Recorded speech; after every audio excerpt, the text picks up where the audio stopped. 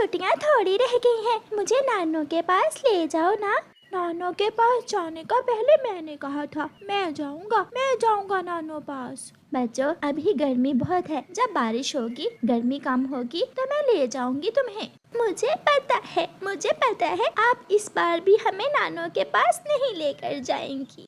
फिर थोड़ी देर बाद कुकू और गुड़िया नदी से पानी पीने निकल जाते हैं। नदी पर बैठे बैठे कुकू गुड़िया से कहता है, नानू का घर कौन सा दूर है, वो सामने वाले बड़े पेड़ों के पास तो रहती है नानू।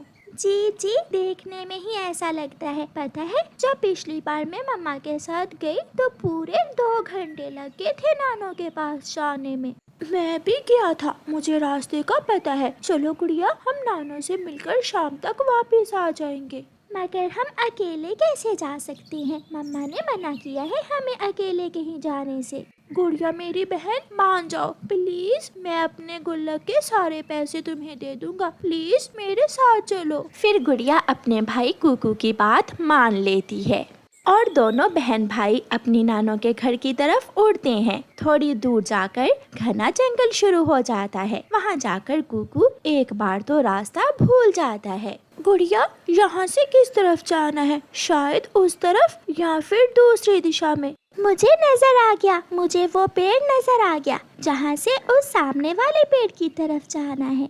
वो फिर से उड़ते हैं। अब उन्हें रास्ते की समझ आ गई थी। शाम तक दोनों बहन भाई अपनी नानू के पास पहुंच जाते हैं। बच्चों, आप अकेले, आपकी मम्मा कहाँ हैं? नानू, मम्मा तो मान ही नहीं रही थी, इसलिए हम अकेले ही आपके पास आ गए। और अब पीछे आपकी मम्मा परेशान होंगी। ये बच्चे कहाँ चले गए? अभी तक लौट कर नहीं आए नदी से पानी पीकर। मम्मा चिड़िया अपने बच्चों को लेकर चिंतित थी, इसलिए वो नदी पर जाती है। बच्चे तो नदी पर नहीं थे। बच्चे यहाँ भी नहीं है, शायद जग्गू से खेलने चले गए होंगे। मम्मा चिड़िया जग्गू के घर जाती है। गौरी बहन, क्या मेरे बच्चे यहाँ आए हैं? नहीं चिड़िया, मेरा जग्गू तो अंदर सो रहा है, तुम्हारे बच्चे तो यहाँ नहीं आए।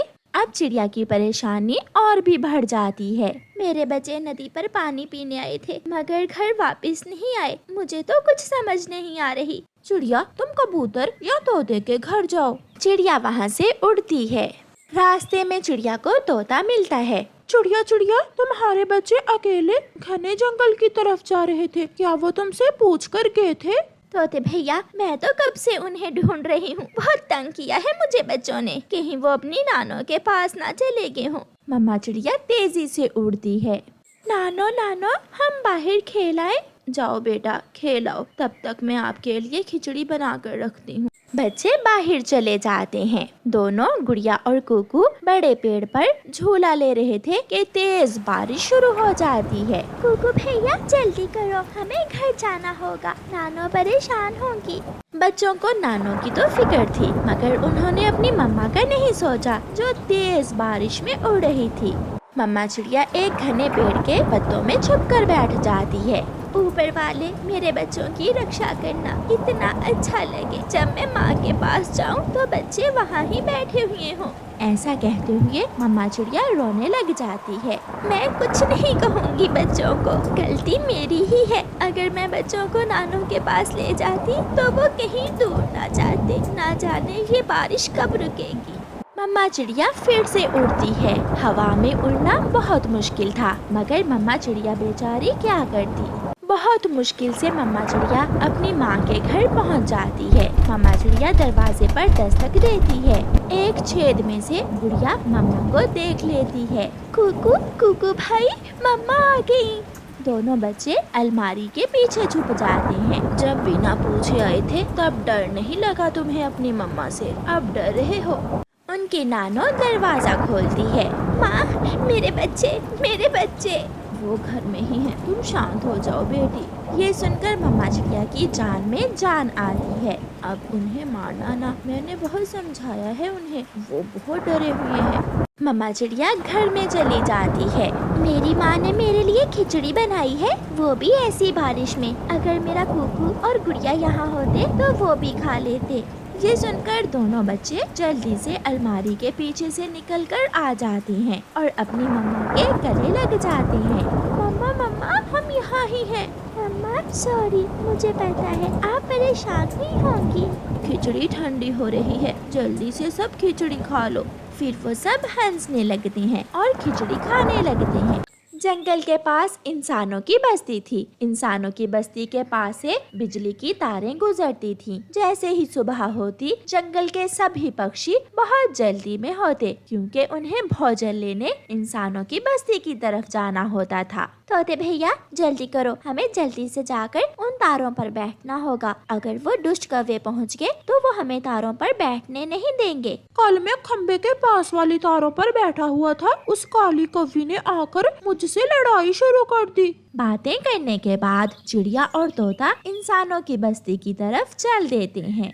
पक्षी तारों पर इसलिए बैठते थे कि बिजली की तारें ऊंची थीं और ऊंची जगह पर बैठकर उन्हें दूर दूर तक दिखाई देता था। ऐसे उन्हें दूर से भी कोई दाना नजर आ जाता था। चिड़िया और तोता बिजली की तारों पर बैठे हुए थे। वो सामने वाली घर की छत पर एक रोटी का टुकड़ा पड़ा है। चिड़िया, मैं वो रोटी का टुकड़ा खाकर अभी वापस आता हूँ। तोते भैया जल्दी आना, कौवों के आने से पहले पहले आ जाना।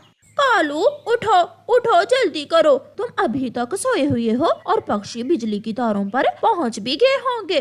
बैठे होंगे तो क्या हुआ, मैं सबको भगा दूंगा। मैं किसी को भी बिजली की तारों पर नहीं बैठने दूंगा।